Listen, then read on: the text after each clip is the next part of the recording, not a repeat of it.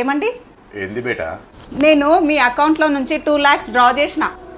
2 lakhs ఎందుకు మా? మీకు ప్రమోషన్ వచ్చింది కదా, ఆ సంతోషంలో నేను ఒకటి కొన్నా. ప్రమోషనే కదనే, 2000 5000 పెట్టి ఏదైనా కొనుక్కుంటే అయిపోతుండే కదా, 2 లక్షలు ఖర్చు పెట్టాల్సిన అవసరమా అని? ఇన్ని పైసలు సంపాదిస్తున్నావు కదా, ఏం చేస్తావు? వచ్చేటప్పుడు ఏం తెచ్చినామో పోయేటప్పుడు ఏం తీసుకుపోతాం? ప్రతి దానికి పిసినర్తనం చేస్తావు. సరే అమ్మా సరే, ఏం తెచ్చినావు అసలు చూపి. ఏం తెచ్చినా చూపియాలా? ఇగో. వావ్, బంగారు గాజులు. ఎట్లున్నాయి, బాగున్నాయా? గాజులు చాలా బాగున్నాయి, నీ చేతి ఇంకా బాగుంటాయి మా. ఇవి నా కోసం కాదు, మరి ఎవరి కోసం తెచ్చినావు? అవి మీ మమ్మీ కోసం తెచ్చిన.